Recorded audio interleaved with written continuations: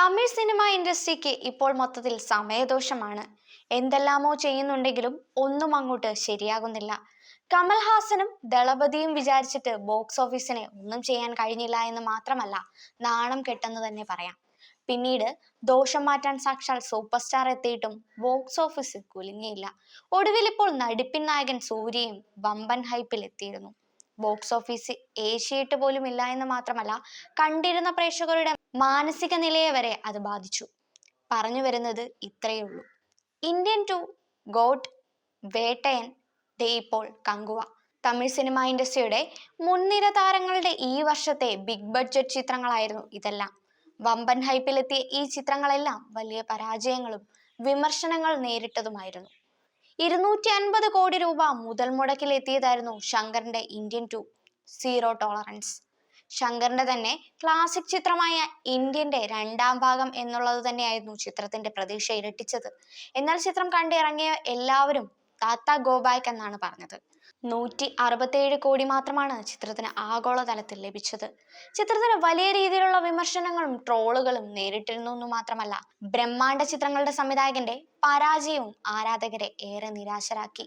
ദളപതി വിജയുടെ രാഷ്ട്രീയ പ്രവേശനവും അഭിനയം അവസാനിപ്പിക്കുന്നു എന്നുള്ള വാർത്തകൾ വന്നതിന് പിന്നാലെയും വെങ്കട് പ്രഭു സംവിധാനത്തിൽ പ്രഖ്യാപിച്ച ചിത്രമായിരുന്നു the greatest of all time.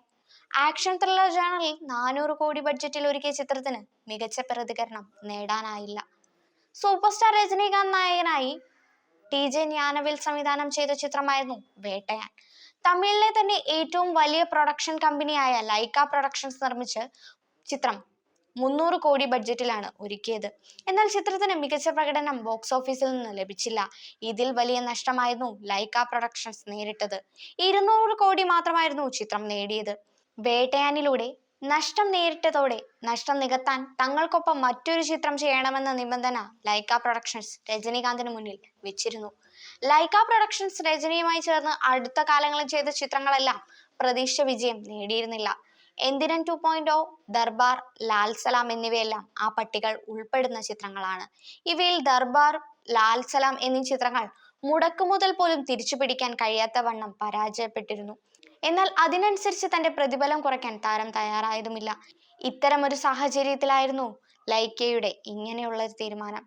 ആരാധകരുടെ നീണ്ട കാലത്തെ കാത്തിരിപ്പിന് ശേഷം എത്തിയ സൂര്യ ചിത്രമായിരുന്നു കങ്കുവ. 2022 എതിർക്കും തുനിന്തവൻ ആയിരുന്നു സൂര്യയുടെ തിയേറ്റർ റിലീസ് ചെയ്ത അവസാന ചിത്രം.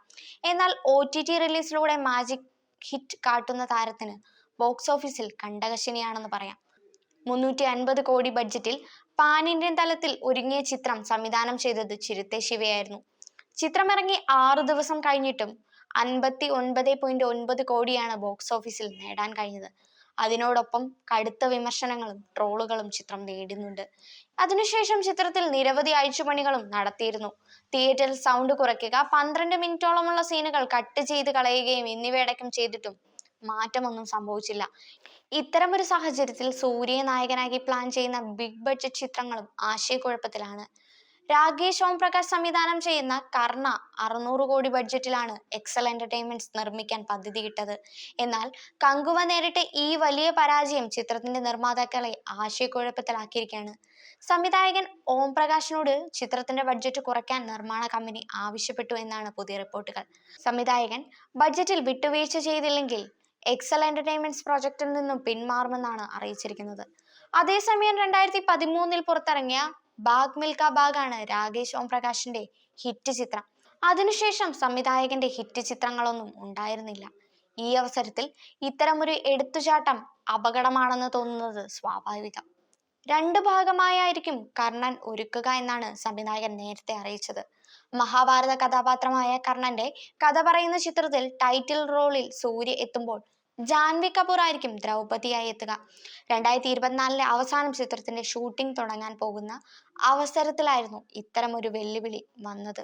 ഇതിനിടെ കങ്കുവ നേരിട്ട ഈ പരാജയത്തിന് പിന്നാലെ തമിഴ്നാട്ടിലെ പ്രൊഡ്യൂസേഴ്സ് അസോസിയേഷൻ യൂട്യൂബ് ചാനലുകളും റിവ്യൂവേഴ്സിനെയും തിയേറ്റർ പരിസരത്തിനുള്ളിൽ ബാൻ ചെയ്യണമെന്ന് ആവശ്യവുമായി എത്തിയിരിക്കുകയാണ്.